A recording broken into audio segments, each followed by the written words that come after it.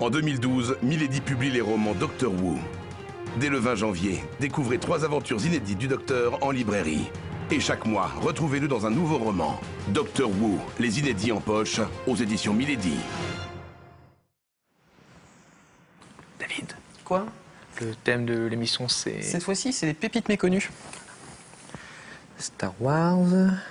Ah oui, quand même. Alors, si vous voulez vraiment découvrir nos pépites méconnues, savoir ce que nous réserve Rurik pour le cinéma, RL pour la culture japonaise, Laurent pour les BD, les romans, François, et j'espère que ça ne sera pas Star Wars pour l'Internet, Fred pour les jeux vidéo et moi pour les séries télé, c'est tout de suite après un petit générique. À qui tu parles?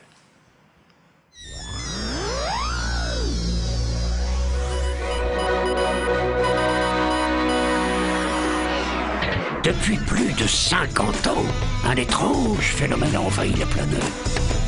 Vous êtes déjà contaminé.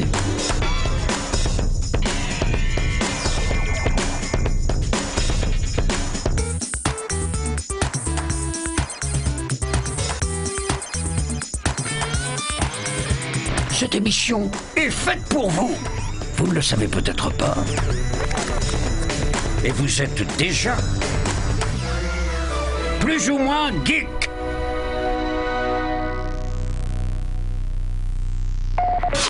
Bonjour et bienvenue dans ce nouveau numéro de Plus ou moins Geek, cette fois-ci entièrement dédié à nos pépites méconnues. Une petite indication, vous qui êtes chez vous, il y a un petit compteur geek que je vais laisser présenter par Laurent et François. Attention, waouh, flashback, compteur geek. Plus il monte, plus on va aller dans les anecdotes pointues. Et j'ai envie, en parlant de pointues, d'attaquer tout de suite sur Fred. Jingle jeux vidéo. Rubrique jeux vidéo avec Fred. Alors moi, dans les pépites méconnues, en fait, j'ai choisi de vous parler d'un jeu qui s'appelle Drakensang The River of Time. Alors comment vous prouvez que c'est une pépite méconnue? Eh bien écoutez, ça a été fait par une boîte allemande, si je dis pas de conneries, et la boîte a fait faillite. Donc, voilà, c'est très bien. Donc c'est tellement méconnu que c'était trop méconnu en fait. Donc en fait, la boîte a fait faillite et ils ont réussi à sortir un add-on qu'ils ont dû boucler complètement à l'arrache parce qu'ils avaient plus de budget. Et ensuite ils se sont effondrés, hélas. Et c'est dommage parce qu'on voit par exemple dans certains jeux vidéo, il y a trop de jeux vidéo qui mettent tout dans le marketing et rien dans le jeu. Eux, ils ont tout mis dans le jeu, rien dans le marketing. Résultat, le jeu, il est passé complètement à travers... Comment tu écris Drakensang? Alors, Drakensang, en fait, je pense. Alors, Drakensang, D-R-A-K-E-N-S, enfin. mot qu'on double. The River of Time. D'accord. Voilà. Exactement.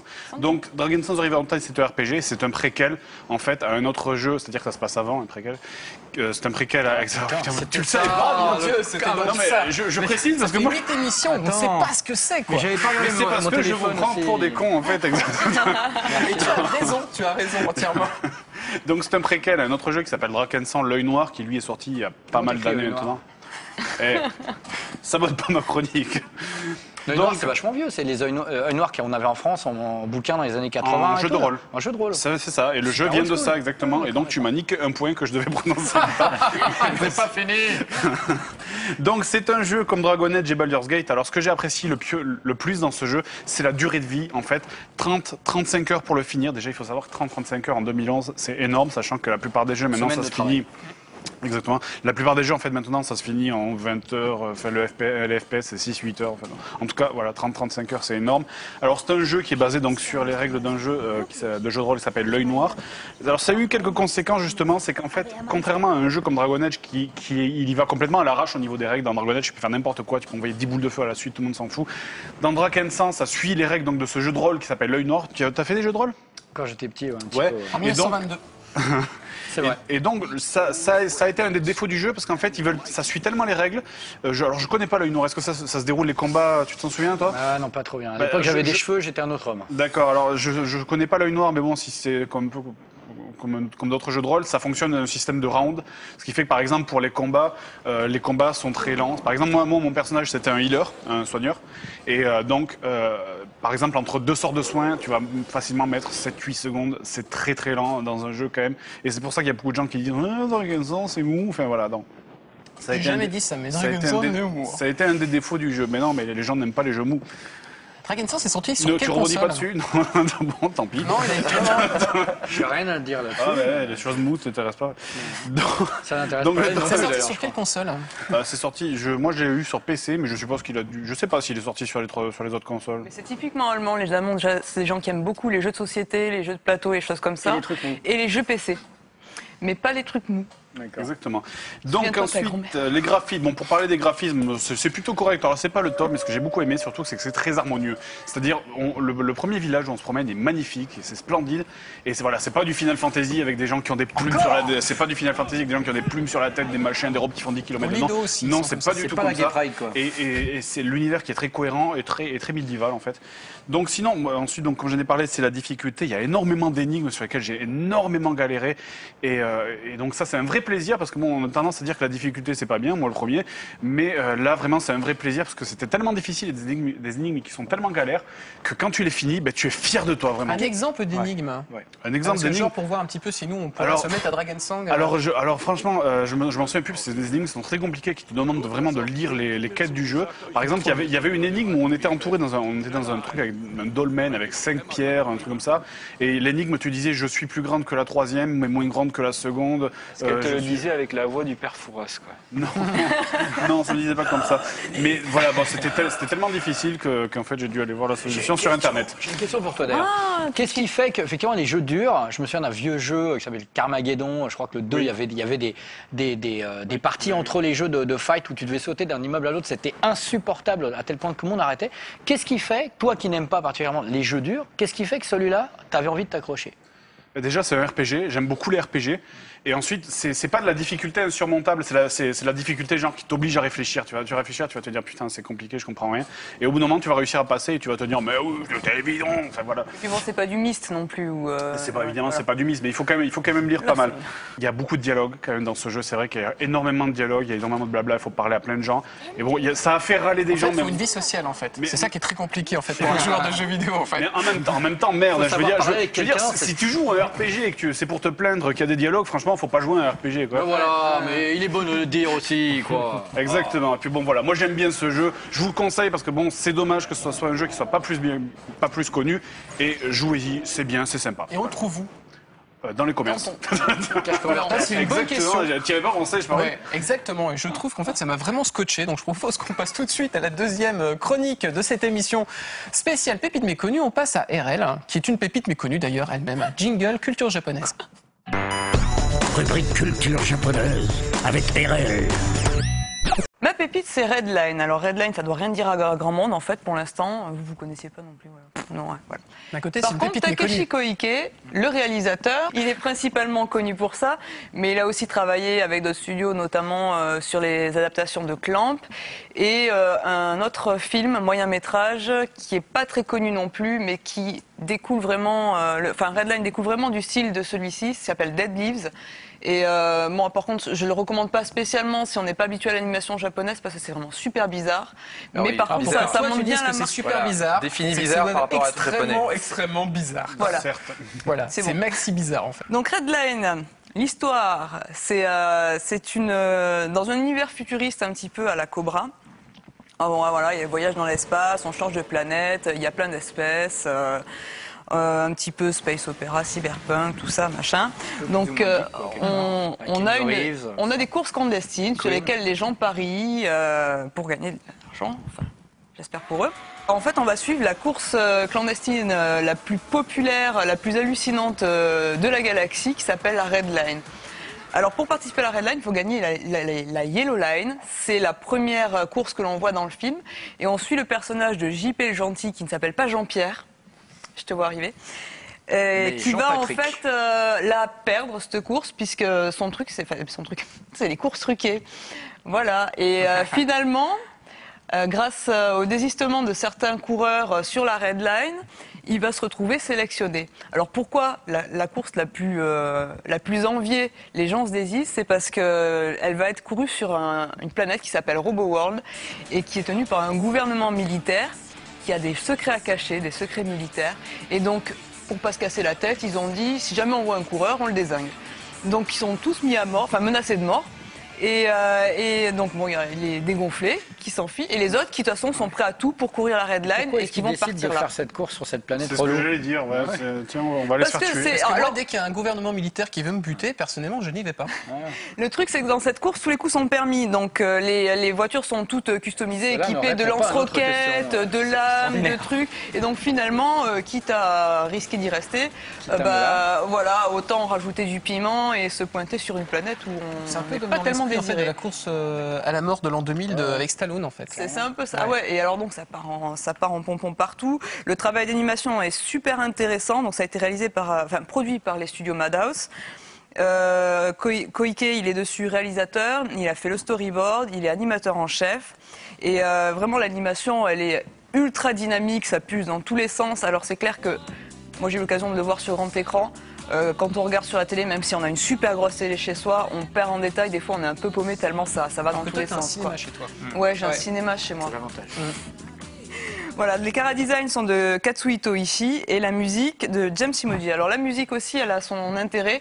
Il y a des séquences du film qui sont vraiment réalisées comme des clips finalement, avec une musique techno qui pulse, qui Est-ce que je peux me s'accorde permettre d'être super bien relou avec le dynamisme. Moi, je Non. connais les Karanuga, mais je connais pas les Kara Design. Il y a peut-être des gens qui connaissent pas. C'est Qu'est-ce que celui qui va travailler sur le design des personnages. Cara de Caractère design, voilà.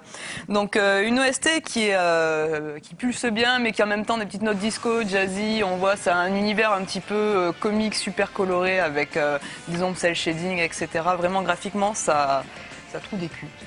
Voilà. Oh, comment c'est Franchement, Voilà, il fallait commencer par ça. Tout de Non, suite, non, on s'intéresse à franchement, Donc le Redline. plus simple, c'est de Je commencer crois à le qu'on a un mettre un pic petit d'audience. peu en fond pour avoir un aperçu, le temps de finir la chronique. Donc un petit point quand même, un petit point noir, c'est que c'est un film qu'on a attendu plusieurs années. Moi j'ai attendu 2 ans, mais en fait ils ont mis 7 ans à le C'est la sortir. poste qu'il avait perdu quand tu l'as commandé, en fait. Non, ils ont pris leur temps. Il y a eu environ 100 000 dessins faits main et ça se voit dans l'animation. Elle est beaucoup plus fluide que quelque chose qui a été entièrement réalisé sur ordinateur. Et donc en fait à cette époque-là, Koike, c'est un réalisateur encore débutant. Donc c'est vraiment un truc un petit peu hallucinant. Donc l'avant-première qui aurait dû être à Annecy a été reculée. On aurait dû avoir l'avant-première internationale chez nous. Et finalement, ça a été à Locarno. On a quand même reçu l'année suivante, en 2010, donc Londres, Annecy, Édimbourg. Ça a commencé un petit peu à faire le tour du monde. Et c'est sorti au Japon officiellement sur les écrans en 2010. Et là, le DVD est tout frais au Japon, août 2010. Et il est tout frais aussi en France. C'est octobre 2010, je dis 2011. Et octobre 2011 pour la France. Donc vite. Voilà, on va plein aller. d'impatience. Juste vite fait, 3 petits trucs. Il a reçu, puisqu'il a été diffusé aux Utopiales en 2010, mention spéciale du jury, prix international des longs métrages. Une mention spéciale pour le prix sci-fi du public, catégorie long métrage. Il a vraiment beaucoup plu. En tout cas aux Utopiales. Étrange Festival à Paris pour 2011. Et donc voilà, la sortie DVD, le plus simple, c'est de regarder la suite de l'extrait et vous allez en prendre plein les yeux.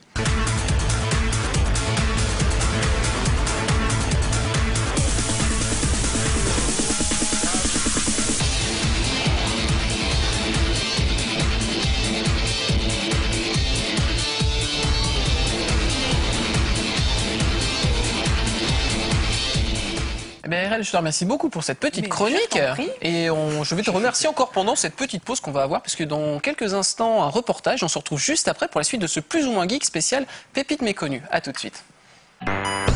Tout de suite, le reportage geek. La campagne de promotion autour du film, ça a été assez spectaculaire.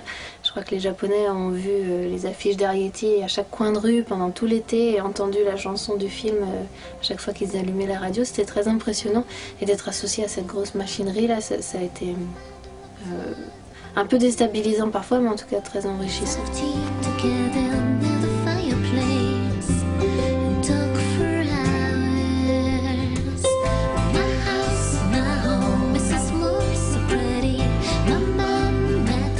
J'ai beaucoup de souvenirs parce qu'on s'y est rendu plusieurs fois. Déjà, le premier souvenir, c'est le fait d'aller au studio Ghibli et de découvrir de l'intérieur ce studio qu'on admirait tant. Donc, pour un fan, c'était une aventure incroyable. Et puis il y a plein de souvenirs, notamment durant la promotion du film. Pendant l'été 2010, on a visité beaucoup de villes, on a fait des concerts dans des lieux incroyables. Il y a ce concert dans un temple à Tokyo au début juillet avec les musiciens, ce qui était un très beau temple avec Bouddha en arrière-plan. Et donc c'était très émouvant pour nous de pouvoir jouer dans un lieu pareil. Mais il y a vraiment des tonnes de souvenirs.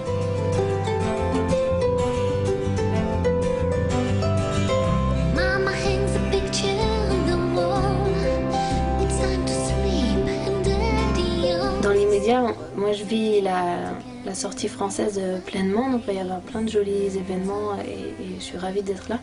Et j'ai recommencé à travailler pour un futur album qui, si tout va bien, va sortir au printemps. Donc après, l'idée c'est de le défendre sur scène. Moi j'aime beaucoup tourner avec les musiciens, donc on joue très régulièrement en France, à l'étranger. Donc l'idée c'est ça, c'est de reprendre cette vie-là sur les routes, cette vie un peu de troubadour et puis de montrer mon futur disque.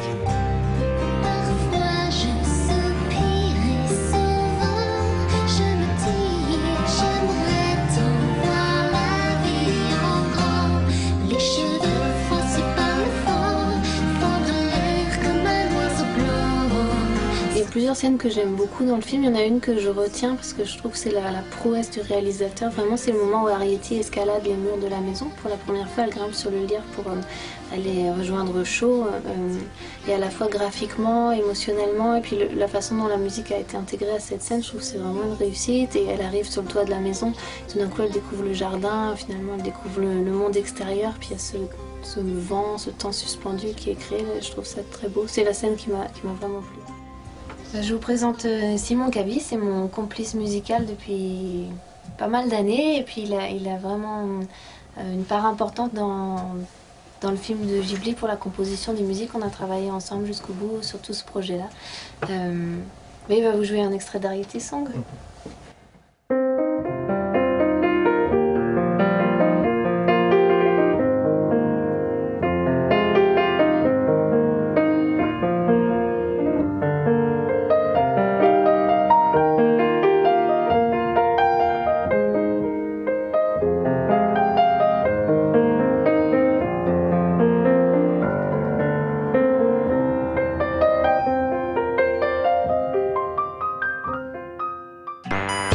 Rubrique BD et romans avec Laurent. Pépite méconnue, oui, mais moi j'ai envie de parler d'un truc super connu en réalité. Alors c'est très méconnu. Tu sors, tu n'as pas le droit. Il y a des règles.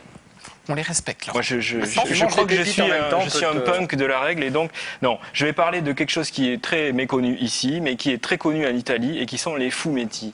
Savez-vous ce que sont les fumetti, les amis? Des nouilles. Oui, je sais, mais non. Les fusils. Les fumetti, ce sont, alors, on dit manga pour la bande dessinée japonaise, on dit comics pour les bandes dessinées américaines, et on dit fumetti pour les bandes dessinées italiennes. La fumetti, c'est la petite bulle, en fait, les bulles de dialogue des personnages, et ça veut dire petite fumée en italien. Voilà. Je trouve que c'est très poétique.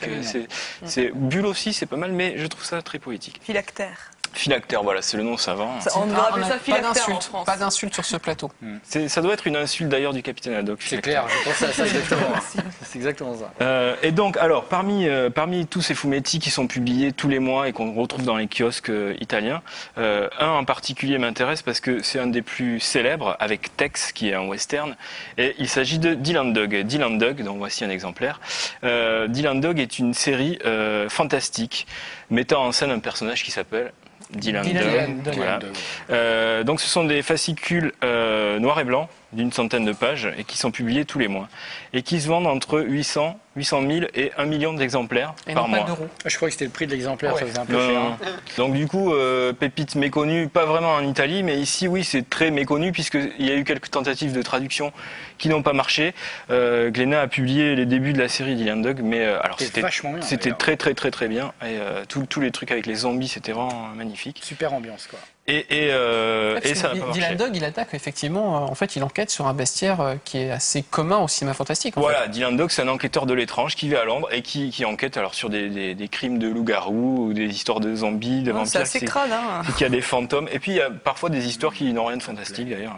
Alors Dylan Dog, il a le visage de Rupert Everett, l'acteur Rupert Everett, l'acteur anglais. Et c'est quelque chose qui est assez commun dans les fumetti. On retrouve souvent des personnages titres qui ont le visage d'un acteur connu. Il y a des personnages, Napoléoné par exemple, qui est un personnage d'enquêteur, qui a le visage du Marlon Brando jeune. On retrouve Audrey Hepburn, voilà, qui est un personnage qui s'appelle Julia. Michael Youn. Voilà, Michael Youn, c'est fatal, fatal en fumetti. Et l'assistant de Dylan Dog, son fidèle comparse, son sidekick, on dirait en comics américain, s'appelle Groucho et il a le visage de Groucho Marx, lunettes et moustache comprise. Et il est absurde. C'est un personnage absurde dont les répliques sont toujours faux, qui sont très très drôles. Hein. Il a un humour absurde, voilà, comme le vrai Groucho Marx. Et je précise que Groucho Marx en fait n'a pas de moustache en fait. Il brûlait un morceau de bouchon de liège et il se tartinait en dessous du nez. Ouais. Ah. J'ai bien étalé ma science, je suis bien cassé. Visuellement, est-ce que ça ressemble toujours à ça? Genre, alors ça veut dire, visuellement, est-ce que ça ressemble toujours à ce truc que je ne sais pas du tout? Alors, non, mais je veux dire, parce que c'est vrai que ça me fait un peu penser aux comics dans la façon de dessiner. Quoi. On est dans de la bande dessinée populaire en noir et blanc. Alors ici, le noir et blanc, déjà, c'est un gros handicap, ça marche pas. Et oui, ça ressemble assez souvent à ça. C'est vraiment de l'ambiance noir-blanc, assez sombre, et ça joue beaucoup sur les contrastes. Il y aurait des rapprochements à faire, Ulrich, avec le giallo, peut-être, dans les ambiances de Dylan Dog. D'ailleurs, c'est pas... Je ne veux pas spoiler la suite de ta... Je dirai après. D'accord. Et tu lis vraiment en italien, donc? Oui, bien sûr. Oui. Donc, Dylan Dog, il a été créé par un auteur qui s'appelle Tiziano Sclavi, et qui écrivait des romans et qui a vraiment commencé à avoir du succès. D'ailleurs, c'est pas une espèce de geek assez gros qui sort jamais de chez lui? Ah, ça j'ignore. Je crois que c'est un truc comme ça, Dylan Dog. Ah, ouais, le mec. C'est un peu redondant, tu viens de dire. Hein? Ouais. Non, mais il me semble, je veux pas dire de conneries, mais il me semble que c'est un truc comme ça, le créateur Dylan Dog. Je sais pas, j'avoue humblement mon ignorance à ce propos. C'est une connerie, hein. Tiziano Sclavi, donc, qui a créé Dylan Dog et qui a connu vraiment du succès. Et vraiment les premiers épisodes, si vous pouvez les trouver en français, ils sont magnifiques. Ouais. Il a aussi écrit un roman d'horreur qui s'appelle Della Morte Della More, dont vous connaissez peut-être l'adaptation ciné, dont le rôle titre est tenu par Rupert Everett, voilà, réalisé par Michele Soavi et qui est sorti en 94. Et c'est pour ça que je voulais enchaîner, puisque tu parles des rapports entre le giallo et ça. Bon, dans le giallo, il n'y a pas de monstre, il n'y a pas de fantastique, mais le réalisateur de La Morte Della More, c'est Michele Soavi, qui habite à Rome, qui est un rital, comme son nom l'indique. Et Soavi, il a fait Bloody Bird, notamment, qui est un giallo, vraiment une sorte de slasher rital avec ce personnage à une tête de hibou ou de chouette. Et c'est vraiment un mec qui a bossé avec Argento, donc lui, il est vraiment là-dedans. Donc voilà, il y a des liens, oui. Et il y a un autre film qui vient de sortir, enfin qui est sorti aux États-Unis il y a quelques mois et qui s'appelle Dylan Dog Dead of Night, dont le rôle titre est tenu par Brandon. Comme ça qu'on dit. Le Superman de Superman. Le seul nom d'acteur qu'un chien peut dire. Voilà. Et qui est vraiment très très mauvais parce que Dylan Dog habite à Londres et là il est transposé à Nouvelle-Orléans, il n'y a pas Groucho, enfin tout ce qui fait le charme, le sel de la BD, l'humour absurde et l'ambiance sont totalement absents du film. Du coup, plutôt que de regarder la bande-annonce de Dylan Dog Dead of Night, on va regarder celle de Della Morte Della More qui rend mieux l'atmosphère de Dylan Dog. Avec un Français qui est François Lazaro. Oui, les garçons bouchés.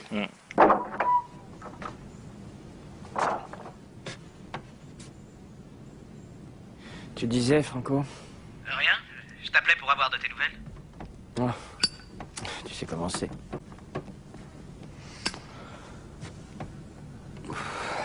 La vie continue.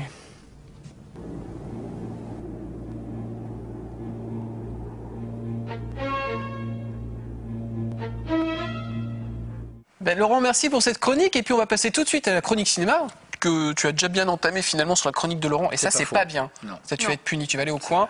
Tu as 8 secondes de coin puisqu'on va lancer tout de suite le jingle cinéma. Rubrique cinéma avec Rurik.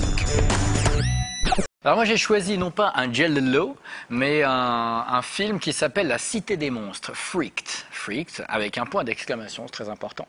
La Cité des Monstres, c'est d'abord une idée de Alex Winter et Tom Stern, qui sont deux mecs qui bossaient pour MTV, qui était une chaîne qui, bon, elle existe toujours, mais c'était vraiment l'explosion d'MTV dans les années 90, puisqu'elle est même responsable de quelque part la destruction de ce qu'on appelait le hair metal, tous ces groupes de hard rock avec des cheveux pas possibles, et elle a promu des groupes un peu plus durs, des Nirvana, des trucs comme ça.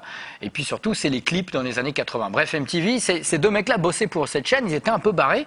Et ils se sont dit, on va faire un film de taré avec des monstres, basé sur la musique des Butthole Surfers. Les Butthole qui étant... Arrête de me pointer du doigt. C'est ce que j'avais... Oui, Alors, innocemment, je vais poser la question, c'est quoi un butthole, machin? Alors, hole, c'est trou, et butt, je sais plus du tout ce que c'est. Fondement, voilà, un trou du fondement. Voilà, trou du fondement. C'est étrange. Surfer, trou du fondement, et ils se sont dit, on va prendre la musique de ces mecs et on va les faire jouer dedans. Et puis finalement, il y a un mec de studio qui a été très très intéressé par leur film, qui a dit non, plutôt que de faire un film cheap comme ça, on va faire un film plus cher, c'est génial votre idée, je vous file 12 millions de dollars, on va s'amuser, on va faire un truc complètement taré. Et donc ils sont allés faire cette espèce de gros film avec un casting de fou, mais qu'on ne voit pas forcément. Alors si dans le premier rôle on voit donc Alex Winter, qui lui était connu parce qu'il avait joué avec Keanu Reeves une fois de plus dans les deux Bill and Ted, on voit aussi plein de types plus ou moins reconnaissables. Mr. T joue une femme à barbe, Keanu Reeves lui-même n'est pas mentionné au générique, il joue un homme chien, voilà. Il y a des tas de trucs tarés comme ça. Et pourquoi on voit ces personnages bizarres? Parce que c'est l'histoire de Alex Winter, donc, qui dans le film joue une star arrogante, qui est super sûre de lui, et à qui on file de la thune pour aller faire la promotion d'un produit qui est supposément toxique. Tout le monde lui dit faut pas le faire, mais lui il prend la thune et il se dit bon, je vais aller faire la promo dans cette ville d'Amérique du Sud dont j'ai rien à foutre, je prends l'argent, je me casse. Sauf qu'il se retrouve embarqué en fait dans une espèce de parc d'attractions géré par un scientifique complètement taré, c'est Randy Quaid, le frère de Dennis Quaid, et qui fabrique des monstres en leur foutant justement le Zygrote 24 sur la tête. Donc il a cette petite molette qui transforme les gens de horrible à très horrible à vraiment très horrible, et le vraiment très horrible en fait c'est même pas écrit vraiment très horrible, il a écrit Michael Jackson. Voilà, c'est la transformation maximale. Et donc il transforme tous les mecs en type chelou. Il y a un homme chaussette, alors c'est juste un bras avec une chaussette, c'est tout ripou. Il y a un mec qui a un gros nez, t'as un squelette qui sert à rien, t'as donc Mr. T en femme à barbe, c'est complètement taré. Et donc la star qui est très arrogante, très sur son image, elle dit mais moi je suis pas comme vous, je suis pas un monstre, etc. Et tout le monde se fout de sa gueule. Il va donc apprendre la modestie et à comprendre que finalement que l'image c'est peut-être pas très important. Enfin moi il y a tout un truc comme ça, mais en même temps tourné en dérision. Bah, donc c'est vraiment un film taré avec des effets spéciaux extraordinaires, à la fois de Steve Johnson je crois et Screaming Mad George, deux mecs qui sont vraiment forts dans leur domaine. Et ce film en fait, comme ça se passe souvent à Hollywood, les pontes des studios se font virer, remplacer, etc. Et là, le studio, qui était la propriété de monsieur Rupert Murdoch, qui est toujours au centre de plein de scandales, il a fait virer le boss du studio, remplacé par un type qui rigolait pas. Oui. Oui, excuse-moi. Allô, Rupert ? Tu viens d'être. Oui, effectivement, il faudrait que tu quittes l'émission. Tu viens d'être licencié. Par Au revoir. Et donc Rupert Murdoch vire ce poste de studio et est remplacé par un mec pas rigolo, un comptable peut-être, ou un type de la préfecture de Bobigny en 93, ou ton père, et qui dit qu'est-ce que c'est que ce projet en cours? Mais c'est de la merde ce truc. Alors déjà on enlève plein de thunes du budget, et puis quand il sort le film, le boss du studio dit moi je veux pas voir ce film, on va le sortir dans 2 salles, sachant qu'un film aux États-Unis, un gros film, c'est entre 800 et 4000 écrans. 2 salles, même en France, c'est ridicule. Je vous laisse imaginer ce que c'est là-bas. Le film est donc mort à l'arrivée, personne ne l'a vu, et pourtant c'est un film fou. Vous avez sous vos yeux un générique qui est animé image par image sur une musique d'Henry Rollins, qui ne joue pas dans le film, mais qui fait donc ce générique, et qui arrive à nous mettre dans la tête le titre du film, puisque le refrain de la chanson c'est freak, freak, freak, freak, freak, freak, freak, freak, freak, au cas où tu te demandes, donc ils te le répètent quand même, parce qu'aux États-Unis, bon, il faut quand même leur dire les choses plusieurs fois. Et il y a aussi ces petits extraits du film où vous voyez un petit peu la galerie des portraits, voilà. Donc ce film a été complètement oublié, la carrière d'Alex Winter est carrément morte après le film. C'est vraiment très triste, alors que c'est vraiment un chef-d'œuvre qui, au fur et à mesure des années, a quand même gagné des fans, est sorti dans une édition DVD, je crois que chez Encore Bay, avec plein de bonus complètement tarés. Et donc, encore une fois, c'est un film qui est repêché par les fans au fur et à mesure du temps qui passe. Et tu l'as découvert comment ? Je l'ai découvert parce que j'étais désœuvré, j'étais un voyou et je vendais mon corps au plus offrant. C'est dommage, c'est fini. Oui, non mais on peut encore s'arranger, mais il faut rajouter quelques zéros, bien sûr. J'étais dans les rues de Saint-Denis, ville sympathique, et je passais dans un vidéoclub à cassette, ça existait encore à l'époque, et j'ai vu ce truc. Alors est-ce que j'en ai vu, j'en ai entendu parler dans un magazine, mais en tout cas j'ai vu la jaquette, je me suis dit, ce truc a l'air fou, parce qu'on voyait tous les monstres, et je l'ai loué, et je l'ai copié, en grand pirate que j'étais, donc en perdant une génération, hein, parce que les VHS, oui, plus tu les copies, pour c'est copier dégueulasse. une cassette VHS, il fallait brancher un magnéto sur un autre magnéto, et c'était dégueulasse. Déjà que la qualité de base était déjà un peu usée, mais là... Et donc je l'ai regardé, j'ai halluciné. À l'époque, je faisais des projections de films dans la Et fac pour où j'étais. l'anecdote, moi à l'époque, donc bon, j'étais un peu T'avais plus jeune. 3 ans? J'avais peut-être 8 ans, 9 ans, ou je sais plus. Et j'avais vu la jaquette à mon vidéoclub, je l'avais loué, j'étais trop content. Je l'ai amené devant ma mère, je dis regarde ce que j'ai loué, ça a l'air d'être trop marrant, il y a des monstres et tout. Et elle m'a dit François, tu ramènes ça tout de suite au vidéoclub. Et donc je l'ai jamais vu, j'ai juste vu la jaquette. Et ta mère et moi, on l'a regardé ensemble après, par contre. Ça, c'était Est-ce que ça veut dire que c'est mon père? Je pense que Il y a un petit peu de ça. Je pense que c'est donc le moment de passer à autre chose, puisque là, je pense qu'il y a des secrets qui sont en train de sortir. Laissez-moi parler. Et maintenant, le Focus Motion Maker. Ça a été un terme employé par un pote qui graphait juste Palma. Et nous, comme avec David, on était vraiment un cercle d'amis hyper proches et tout. Et comme nous, on s'est mis à faire de la scène, on s'est dit que c'était du show. Donc on a été chercher très loin, on s'est dit allez, Palma Show. Alors, sur Internet, parce que nous, on a commencé à faire des vidéos, il n'y avait pas encore Internet, parce qu'on est vieux. Ça y est, on est vieux pour faire des sketchs sur Internet. La première vidéo qu'on a faite avec David, je crois que c'était des vidéos que tu fais avec des potes le samedi, vraiment, avec le caméscope que tu piques. Ouais, mais c'était à l'époque la grosse cassette. Hein. C'était pas, il n'y avait pas les cartes, il n'y avait pas cette caméra-là. Vraiment... Donc les seuls centres d'intérêt qu'on avait la semaine, c'était demande à ton père son caméscope pour ce week-end, parce qu'on avait une idée de sketch. Non, c'est chaud, il s'est acheté la dernière avec la VHS et tout. C'était vraiment à l'ancienne, quoi. Ouais, c'était ça, et on tournait vraiment des trucs c'était vraiment genre dans les bois, des trucs genre Blair Witch, mais des trucs pourris, quoi. Enfin, pourris qui nous faisaient bien marrer, on aimait bien faire ça. Ouais. On a pu faire ce qu'on voulait déjà. C'est ça qui était super cool avec Direct 8, c'est qu'on n'a jamais eu de censure ou quoi que ce soit. Donc ce qu'on fait actuellement sur Direct 8, on aurait très bien pu le faire sur le web aussi. Ça c'est vachement bien. Je dirais que ça nous a plus professionnalisé, dans le sens où il faut servir un sketch tous les jours. Donc c'est énormément de boulot et là tu rentres vraiment dans de la production, quoi. Mais ce qui change de passer d'internet à la télé aussi, c'est un peu le regard des autres gens.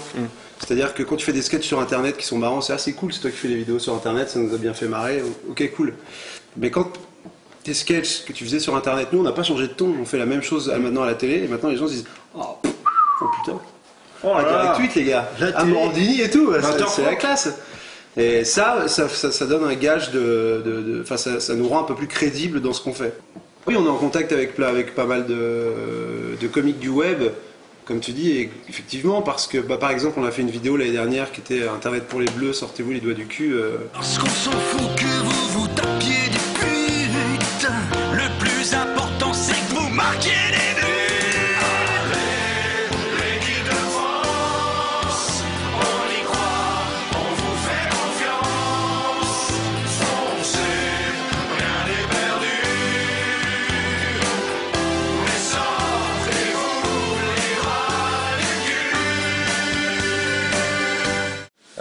Il y a eu les influences, on va dire, de nos maîtres, les inconnus, les nuls, le SNL, les Simpsons, enfin plein de trucs qu'on regarde toujours aujourd'hui.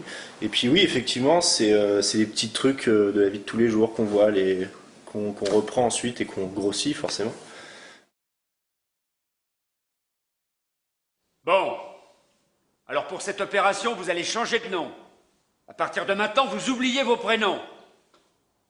Et quand vous parlez, plus rien de personnel, que du général. Genre, nom de ta gonzesse, nom de ta pute, nom de son Mac, ou le nom de ton petit PD, on s'en branle. Bon, voilà les noms. Mister Freeze, Mister Univers, Mister de l'Ouest, Mister de Pékin et Mister Cocktail. C'est vu? Ah ouais. Je crois qu'ils n'ont pas compris là. J'aurais dû garder les couleurs.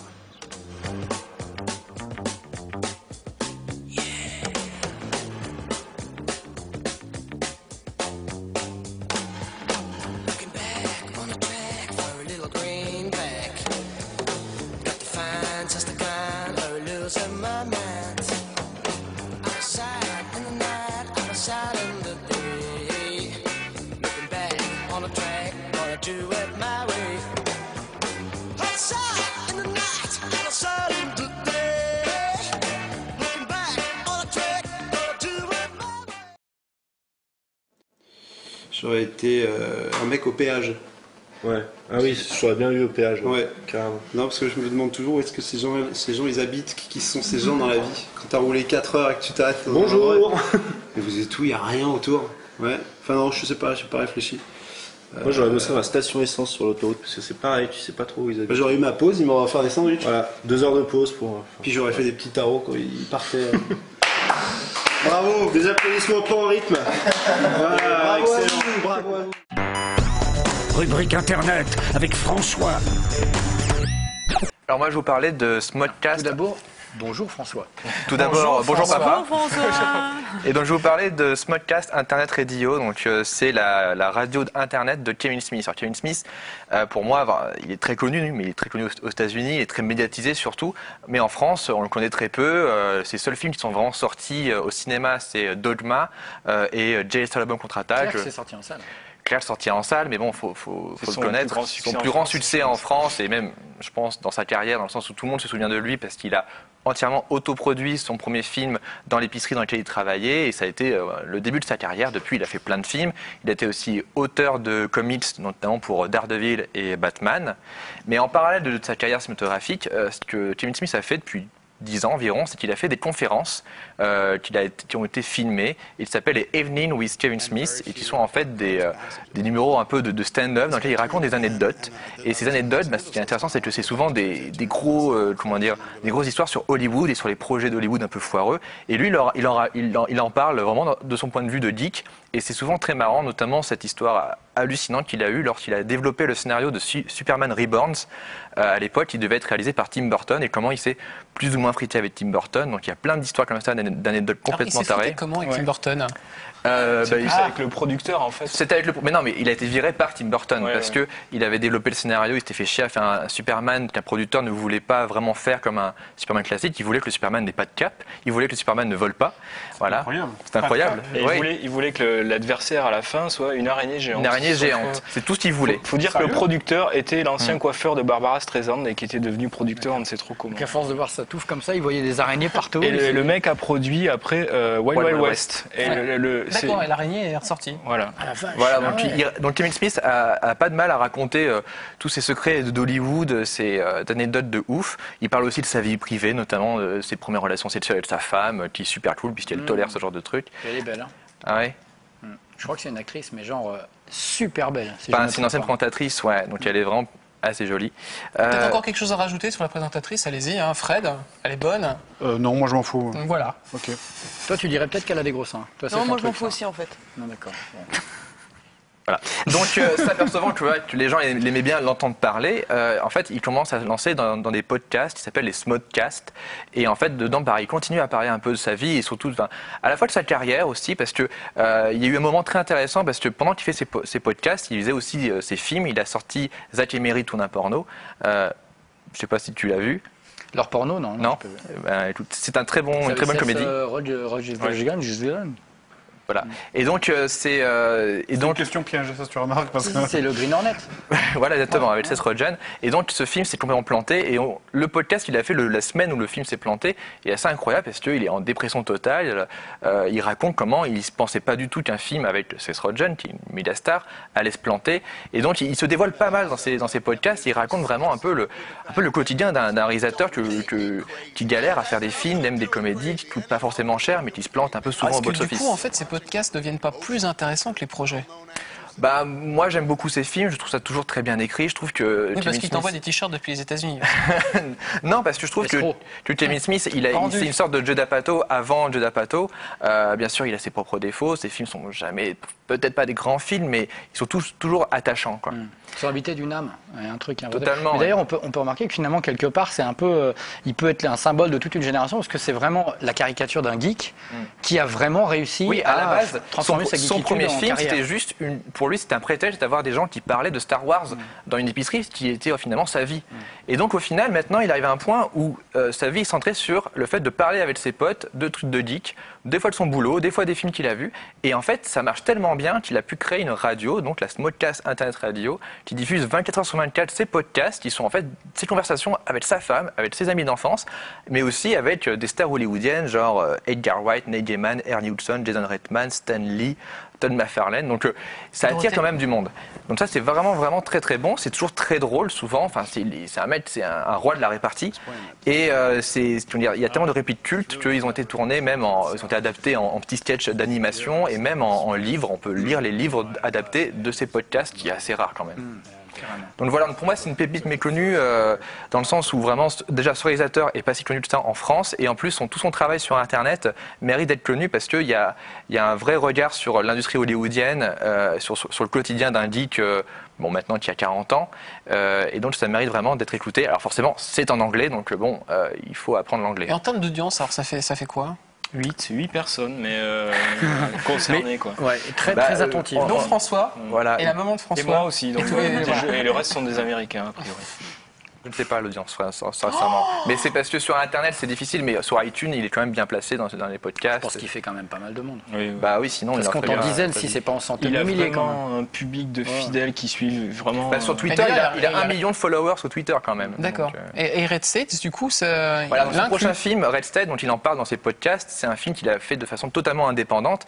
Et donc, dans ses podcasts, on suit un peu le développement de ce film et la promo de ce film qui va être assez ouf, qui n'est pas encore sorti, qui n'est pas du tout une comédie pour le coup, et qui a une vraie prise de risque dans sa carrière, puisque c'est un film sur l'intégrisme religieux aux États-Unis. Avec John Goodman. Avec John Goodman, entre autres, et donc moi j'ai très hâte de voir ce film. Et c'est son dernier ou son avant-dernier C'est son avant-dernier film, a priori, c'est-à-dire comme beaucoup de réalisateurs, il a dit qu'il allait arrêter, mais pour lui, ça se comprend dans le sens où lui, il a toujours dit qu'il s'est jamais vu comme un réalisateur visuellement, il trouve qu'il est mauvais lui-même, et tout ce qu'il veut, c'est parler de trucs tout le temps. Et donc, un podcast, pour lui, il dit, mais pourquoi je me ferais chier à écrire des scénarios, à mettre 8 ans à faire produire un film, alors que tout ce que je peux faire, c'est me lever, prendre un micro, parler avec ma femme et être payé pour ça.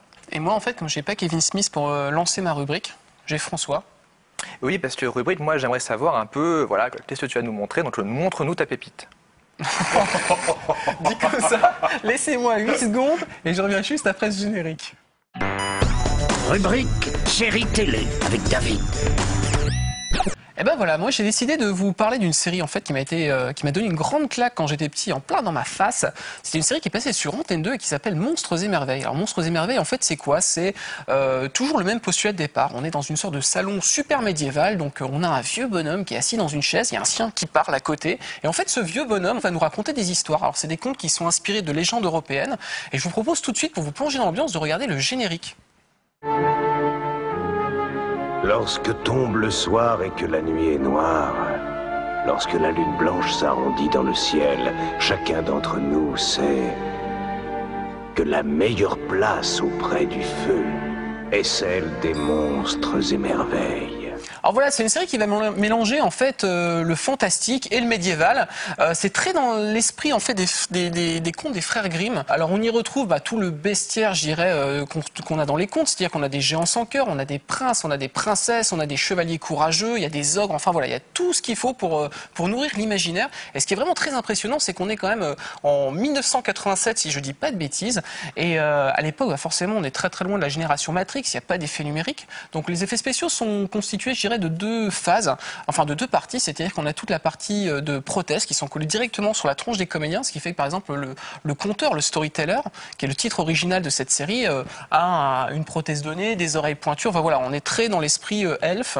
Et il y a aussi tout un travail sur les servomoteurs, donc on fait des petits moteurs qu'on mettait dans les marionnettes et les créatures de cette série qui leur permet en fait de donner tout un sentiment de vie en fait. Donc on a même ce chien au coin du feu en fait qui est rien d'autre qu'un Muppet.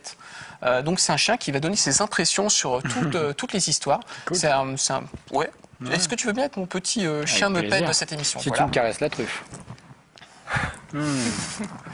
Et voilà, et en fait, pourquoi ce chien est en Muppet et pourquoi on retrouve vraiment toutes ces marionnettes dans cette série ? Parce que The Storyteller, en fait, ça a été créé par Jim Henson. Alors Jim Henson, c'est bien sûr le papa du Muppet Show, et il a un petit parcours très atypique. C'est quelqu'un qui a démarré très très rapidement. À 18 ans, il est engagé par une chaîne locale juste à côté de chez lui pour devenir en fait marionnettiste d'une émission pour enfants. Et ça se passe tellement bien qu'au bout d'un an, on lui demande de créer en fait sa première série de marionnettes. Ça sera Sam and Friends. Et il faut savoir que Sam and Friends, c'est donc une série donc avec des Muppets Muppets en noir et blanc et qu'on y trouve déjà Kermit la grenouille. En fait, Jim Henson a créé très rapidement les Muppets qu'on connaît aujourd'hui et ça lui a permis en fait de les mettre dans des pubs. Il y a même dans un court-métrage qui a été nommé aux Oscars, on retrouve ces marionnettes dans des sketchs pour le Saturday Night Live, qui est une sorte de grosse émission de comédie aux États-Unis qui est très culte. Et voilà. Et en fait, tout va s'enchaîner très rapidement. On va lui confier après le Muppet Show. C'est aussi le créateur des Fraggle Rock. Donc ça, c'est pour la tranche très enfant. Et par contre, Jim Henson, c'est quelqu'un qui est un petit peu quand même torturé, qui pense que c'est pas parce qu'il fait des marionnettes et qu'on va parler de contes pour enfants qu'on peut pas être très très adulte. Donc il va aller très rapidement quand même sur des contes très noirs, très dark. Ce qui donne notamment surtout au cinéma. On a Dark Crystal, qui est juste un film qui est magnifique. Où il y a ce n'est que des marionnettes. Il a aussi réalisé Labyrinthe, qui est coproduit par George Lucas, donc le papa forcément de Star Wars. Ça, je vous apprends rien. Donc voilà, donc Jim Henson, c'est donc le papa de Monstres et Merveilles. Alors c'est une série qui est très très courte puisqu'elle ne compte que 9 épisodes de 25 minutes, qui a été diffusée sur le network NBC. C'est le genre de série en fait qui capte en fait des super talents en fait, puisque tous les scripts sont signés Anthony Minghella. Anthony Minghella qui est mort, mais avant de mourir, il avait fait des trucs intéressants puisque c'est le réalisateur oscarisé. Avant de mourir, il était vivant et donc le patient anglais. Et surtout, voilà, c'est le réalisateur et le scénariste du Patient anglais, donc un film qui est multi-oscarisé. On a John Hurt qui est quand même le comédien, c'est Monsieur Elephant Man, qui joue le storyteller. Monsieur Alien aussi, Monsieur dans Alien. Oui, exactement. Il lui arrive plein de choses quand même. Et voilà, et en fait ce qui est génial sur ces 9 épisodes qui sont vraiment à découvrir aujourd'hui, c'est disponible dans une copie qui est pas trop dégueulasse en DVD, c'est qu'en fait il y a des petits indices au fur et à mesure des épisodes qui sont disséminés pour pouvoir apprendre des informations justement sur ce fameux conteur. Donc par exemple dans l'épisode Sans peur, on apprend qu'il a un lien de parenté avec le héros, et notamment aussi un épisode qui est très intéressant qui s'appelle Soldat et la mort. On comprend que ce fameux soldat qui a 20-25 ans je crois dans l'épisode est en fait le storyteller qui est emprisonné dans ce fameux salon en fait. Donc c'est génial. Il faut savoir aussi que ça a gagné un Emmy Award en 1987 pour un épisode qui s'appelle Hans Pic-Poudou, où en fait c'est un enfant hérisson. Et je crois que voilà, il y a plus de couvert de pic. Oui. Pas de blague. Ça devait être un Allemand. Voilà, exactement. Voilà, maintenant j'ai eu la vanne que je voulais. qui n'était pas du tout téléphoné. Ni appelé, ni pas du tout. composé. Il n'y a pas un rapport avec Téléchat, c'est pas le mec qui participe à... Non, non. C'est français Téléchat, monsieur. Ouais, oui, c'est pas de là-bas. Roland Topor. Par contre, c'est pas faux parce qu'en fait, Jim Henson, c'est. Quand tu dis marionnette plus truc glauque, moi je pense à. Oui, mais on a tous été traumatisés de façon par Téléchat. Mais par contre, effectivement, en fait, Jim Henson, lui, a gardé vraiment les droits de tout ce qui était Muppet de son vivant. Par contre, effectivement, après sa mort, les licences ont été vendues dans différents pays. C'est-à-dire qu'on a par exemple des licences de Sesame Street sur plusieurs pays. On a eu d'ailleurs une version du Muppet Show lamentable en France. Moi je dénonce. On a eu un Rue Sésame, moi je regardais un Rue Sésame. Tout à fait. Tout à fait. Les franchises ont été vendues dans pas mal de pays. Et voilà, donc je vous propose qu'on se fasse un petit bilan quand même de ces pépites méconnues. On espère en tout cas ça vous a donné envie de les découvrir. Rurik, c'était Freak, la cité des monstres. Fred. Drakensens, The River of Time. RL. Redline. François. Smodcast Internet Radio, la radio de Kevin Smith. Laurent. Dylan Dog. Et voilà, et pour ma part, c'était Monstres et Merveilles. Nous, on se retrouve très bientôt pour un prochain numéro, et on vous dit ciao, bye bye. Avant de partir, découvrez l'actu des sorties. Hey, coucou, pour 2012, j'ai viré ce crétin de David. Alors maintenant, c'est moi qui ai présenté l'actu des sorties. Alors que t'es 15 ans, 20 ans, 40 ans, 50 ans, 1000 ans, on va te satisfaire. Et on commence avec Franklin et Combat. C'était des récits de guerre qui sortaient à partir de 1951, scénarisés par Harvey Kurtzman, un mec bien burné, et illustrés notamment par Wallace Wood, à qui on devait Daredevil et les Vengeurs. Wow. On continue avec Love Hotel, Tokyo et mon jardin. Alors moi, Tokyo n'est pas mon jardin parce que je n'ai pas de sous, c'est la crise. Je vis dans une cour d'immeuble bien dégueulasse. Alors, ça parle de quoi? C'est une BD au style réaliste, au style épuré, et l'auteur est né à Épinal, ville magnifique où nous tournons cette jolie émission. On continue avec Seiyuka, tome 5. Seiyuka est sorti chez Tonkam, et j'ai besoin de ma petite fiche pour vous lire le résumé, façon mélodramatique. Au cours de son deuxième enregistrement, Shiro, qui est inné en vérité, commence à être apprécié par Yajima, le réalisateur. Pour fêter ça, Mizuki l'invite à venir voir le tournage d'un épisode de Shibin Sentai Best Ranger. RL a tout compris, j'ai rien capté. Togeru no Chi, tome 4 est une sortie en kama. Le pitch est assez démentiel, ça se passe après la 3e guerre mondiale. Le Japon était complètement ravagé, coupé en 2 morceaux qui sont aux mains des gangs et de la mafia. Et une ville va servir de base à un jeu complètement fou. Le jeu s'appelle Higra, et moi je n'ai pas pris de cours de japonais avec RL, ça commence à se voir. 2012, c'est un embouteillage de très bonnes sorties DVD. Alors première bonne résolution, acquérir Territoire de Olivier Abou. Alors c'est simplement selon moi le meilleur film de genre produit ces 10 dernières années. C'est excellemment bon, ça n'est sorti que sur 7 salles en France, donc c'est-à-dire que dalle. Et c'est juste une super dénonciation du système américain. C'est 5 jeunes qui se baladent en forêt qui vont se retrouver torturés par une sorte de malade mental complètement influencé par Guantanamo. Il y a 10 ans, je rencontrais pour la première fois François Descraques. Il avait 16 ans, les cheveux longs, il tournait des courts-métrages en VHS avec ses copains dans le parking de l'immeuble de ses parents. Et voilà que sort aujourd'hui l'intégrale de la saison 1 du Visiteur du Futur, sa web-série événement qui cumule 4, 5, 6 millions de visionnages, on ne sait même plus.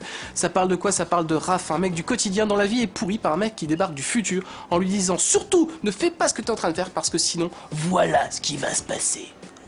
Sortie jeux vidéo, ce mois-ci, il y en a pour tous les goûts. Un petit goût de suspense avec le professeur Layton, l'appel du spectre, et il n'y a pas de contrepétrie dans l'appel du spectre. On continue avec un petit goût de moustache avec Super Mario Land 3D, sorti sur Nintendo 3DS bien évidemment. On enchaîne avec un petit goût de gasoil avec Super Mario Kart 7, c'est mon coup de cœur puisque je suis un gamer du dimanche.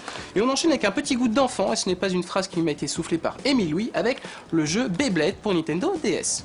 Et on enchaîne avec la sélection de Fred, qui est ce mois-ci Zelda Skyward Sword, c'est sur Wii. Alors pourquoi Fred vous l'a gardé? Parce que ça lui rappelle Zelda 3 sur Super NES, il a trouvé ça très bien, très coloré, bon esprit, une durée de vie très très longue, et il vous le conseille parce que ça devrait normalement être le dernier jeu de Zelda sur la Wii.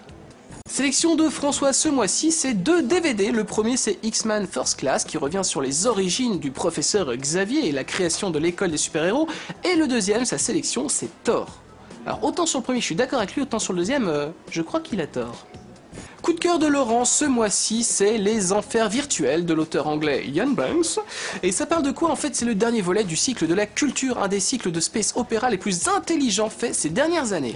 Monty Python, le petit précis d'Iconoclasme, deuxième sélection coup de cœur de Laurent ce mois-ci. Alors ça revient sur la création du groupe des Monty Python, le plus grand groupe d'humoristes anglais jamais vu de tous les temps. Et d'ailleurs, exceptionnellement, je vous autorise à télécharger illégalement La vie de Brian, leur meilleur film. Et comme ça, vous pourrez écrire à Adopi pour dire « Écoutez, c'était tellement bien, mettez-moi une prune, j'accepte ». Ça fait maintenant 2 mois en fait que je zappe la sélection de Rurik parce que Rurik m'envoie ses mails trop tard quand je prépare cette rubrique. Alors cette fois-ci, il m'a envoyé son mail à temps avant de partir à Hong Kong. Alors il garde pour vous le nouvel album de Korn qui s'appelle The Path of Totality et le DVD de Troll Hunters. Alors le petit défi de ce mois-ci finalement, c'est de regarder peut-être le premier en écoutant le deuxième. L'actu des sorties touche bientôt à sa fin et RL, je suis heureux de t'annoncer que tu as gagné de nouveau le trophée de la sortie la plus improbable de ce mois-ci, un truc que je ne peux pas prononcer, donc je vais le lire. On commence, alors c'est Day Greyman, illustration par Katsuro Oshino, et c'est sorti chez Glénat. Voilà, pourquoi elle vous le conseille? Parce que c'est un artbook, et les artbooks ne sortent pas énormément en France, même si vous n'êtes pas fan de la série, les illustrations sont superbes, vous pouvez l'acheter, elle s'en fout, elle l'a reçu gratos. Et voilà, c'était qu'une petite boîte d'Angry Birds que je vais vous annoncer que l'émission est désormais finie. Alors, vous pouvez nous retrouver sur différents supports qu'on ne peut pas citer. Sauras-tu les reconnaître? Tu peux donc nous retrouver sur le Tête de Livre, sur le film du jour et sur notre site internet où vous pourrez faire pas de commentaires sur l'émission, la forwarder à vos copains, créer vos propres fiches BD, romans, jeux vidéo, mangas, ce que vous voulez. Vous pouvez devenir rédacteur sur ce site. Et nous, on vous dit à très bientôt pour la prochaine actu des sorties, la prochaine Plus ou moins Geek. Plus ou moins geek, c'est fini. Mais poursuivez l'aventure sur notre site internet www.plusoumoingeek.com. Nom de Zeus. Oh, j'aimerais déjà être dans le futur pour voir la prochaine émission.